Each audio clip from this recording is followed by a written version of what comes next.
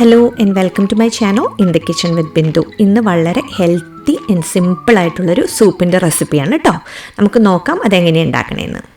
അപ്പോൾ നമ്മുടെ butternut squash സൂപ്പിന് വേണ്ടുന്ന സാധനങ്ങൾ എന്തൊക്കെയാണെന്ന് നോക്കാം. ഇത് നമ്മുടെ പറമ്പിൽ നിന്ന് തന്നെ നമ്മൾ നേരത്തെ പറിച്ചു വെച്ചിരുന്നതാണ്. 2 ചെറുത് മാത്രമേ ഇനി ബാക്കിയുള്ളൂ. അപ്പോൾ അത് 2 എടുത്തിട്ടുണ്ട് ഞാൻ. പുറത്ത് നല്ല തണുപ്പായതുകൊണ്ട് സൂപ്പൊക്കെ കുടിക്കാൻ നല്ല സുഖമാണ് ഇപ്പോൾ ആക്ച്വലി. അപ്പോൾ അതുകൊണ്ടാണ് ഇന്ന് സൂപ്പ് ഉണ്ടാക്കാമെന്ന് വിചാരിച്ചത്. അപ്പോൾ 2 ബട്ടർനട്ട് സ്ക്വാഷ്. ഇതെല്ലാം ഉണ്ടെന്നുണ്ടെങ്കിൽ നമ്മുടെ നാടൻ മത്തങ്ങ എടുത്താൽ മതി. പംകിൻ സൂപ്പും ആണ് അതും ഈ സെയിം റെസിപ്പി ആയിട്ട് തന്നെ നമുക്ക് ചെയ്യാം. ഒരു ആപ്പിൾ എടുത്തിട്ടുണ്ട്. ഗ്രാനി സ്മിത്ത് ആപ്പിൾ ഉണ്ടെങ്കിൽ, ഒരു പുളിയുള്ള ആപ്പിൾ ആണെന്നുണ്ടെങ്കിൽ അത് കുറച്ചും കൂടി നല്ലതാണ്. പക്ഷേ എൻ്റെ കയ്യിൽ പിങ്ക് ലേഡി മാത്രമേ ഉള്ളൂ. ഒരു സവാള എടുത്തിട്ടുണ്ട്. ഇതിൻ്റെ ഒരു 1/4 ഭാഗം മതിയാവും, കാരണം നമുക്ക് കുറച്ചല്ലേ ഉള്ളൂ. പിന്നെ വെളുത്തുള്ളി എടുത്തിട്ടുണ്ട്. അത് 1-2 അല്ലി മതിയാവും. 2 ചെറിയ ക്യാരറ്റ് എടുത്തിട്ടുണ്ട്.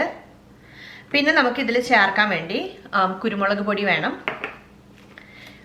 സേജിൻ്റെ പൊടി വേണം. ഇത് ഓപ്ഷണലാണ്, ഇതില്ലെങ്കിലും കുഴപ്പമില്ല. ഇത് കയൻ പെപ്പറാണ്. ഇതില്ല എന്നുണ്ടെങ്കിൽ നമ്മുടെ കാശ്മീരി ചില്ലി പൗഡർ എടുത്താൽ മതി. പിന്നെ ഇത് പട്ട പൊടിച്ചതാണ്. ഇത് ജാതിക്ക ഞാൻ പൊടിച്ച് ഇട്ട് വെച്ചിരിക്കുന്നതാണ്. അപ്പോൾ ജാതിക്കയുടെ പൊടി.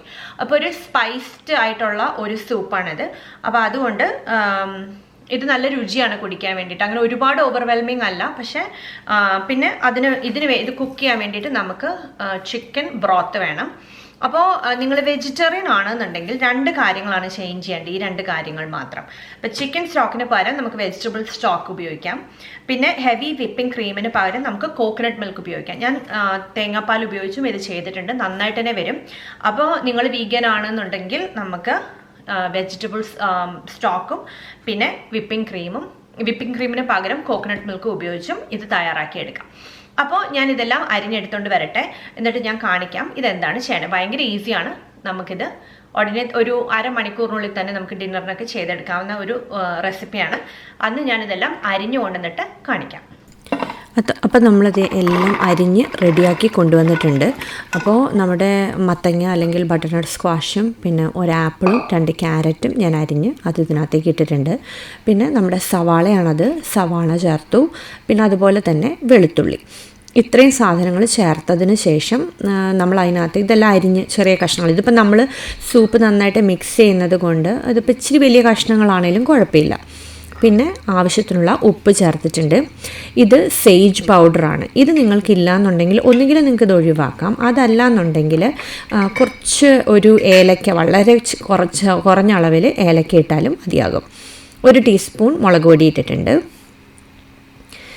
ഇതിപ്പോൾ നമ്മുടെ പട്ട പൊടിച്ചതും ജാതിക്ക പൊടിച്ചതും 1 ടീസ്പൂൺ വീതം അതും ചേർത്തിട്ടുണ്ട്.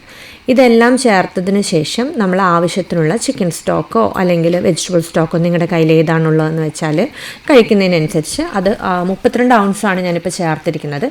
കുറച്ചധികം വെള്ളം വേണം. പിന്നെ പോരാത്തതിന് വെള്ളം ചേർത്താലും മതി. നമുക്ക് സ്റ്റോക്ക് ചേർക്കുന്നതാണ് കുറച്ചുകൂടെ രുചി. അതുകൊണ്ടാണ് നമ്മൾ സ്റ്റോക്ക് ചേർക്കുന്നത്. ഇല്ലെങ്കിൽ വെള്ളം ചേർത്താലും മതിയാവുന്നതാണ്. പിന്നെ വേണ്ടുന്ന കുരുമുളകും കൂടി ഇട്ടിട്ട് നമ്മളിത് നന്നായിട്ടൊന്ന് മിക്സ് ചെയ്തിട്ട് അടുപ്പയിൽ വയ്ക്കാൻ പോവാണ്. ഏകദേശം ഒരു 25 മിനിറ്റോളം നന്നായിട്ട് വേകണം. അതായത് നമ്മൾ തവിയിട്ട് ഉടയ്ക്കുമ്പോൾ നന്നായിട്ട് ഉടഞ്ഞു വരുന്ന രീതിയിൽ ആവണം. ഇത് നന്നായിട്ട് തിളച്ചിട്ടുണ്ട്. ഞാൻ ആ സമയത്തൊന്ന് ഇളക്കിയിട്ട് ടേസ്റ്റൊക്കെ ചെയ്ത് നോക്കി. പോരാത്ത ഉപ്പോ അല്ലെങ്കിൽ കുരുമുളകോ എന്തെങ്കിലും വേണമെന്നുണ്ടെങ്കിൽ അത് നമുക്ക് ചേർത്ത് കൊടുക്കാം ഈ സമയത്ത്.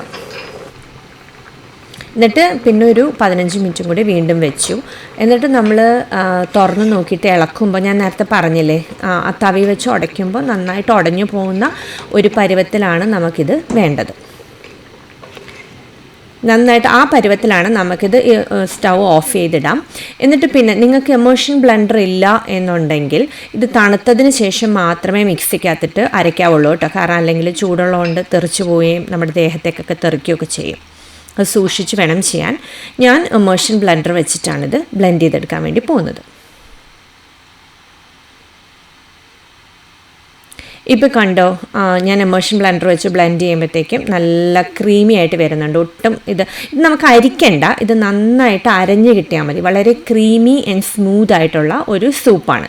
എന്നിട്ട് ആ സമയത്ത് നമുക്ക് ഒന്നുകൂടെ ടേസ്റ്റ് ചെയ്ത് നോക്കുക. പോരാത്തത് എന്താണെന്ന് വെച്ചാൽ ആഡ് ചെയ്യുകയൊക്കെ ചെയ്യാം. ഇപ്പോൾ ഇത് സെർവ് ചെയ്യാൻ റെഡിയായി. സെർവ് ചെയ്യുന്ന സമയത്താണ് നമ്മൾ ഈ ക്രീം ആഡ് ചെയ്ത് കൊടുക്കുന്നത്. എന്നിട്ടൊരു ഇച്ചിരി ചുമന്ന ക്രഷ്ഡ് പെപ്പറും കൂടി, അതായത് ചുമന്ന മുളക് തരിയായിട്ട് പൊടിച്ചതും കൂടി നമ്മളിതിൻ്റെ മുകളിൽ ചേർത്ത് കൊടുക്കുന്നുണ്ട്. അപ്പം നമ്മുടെ സൂപ്പ് റെഡിയായി. ഈ simple and easy soup, healthy സൂപ്പാണ്. നിങ്ങൾക്ക് ഇഷ്ടപ്പെട്ടു എന്ന് വിചാരിക്കുന്നു.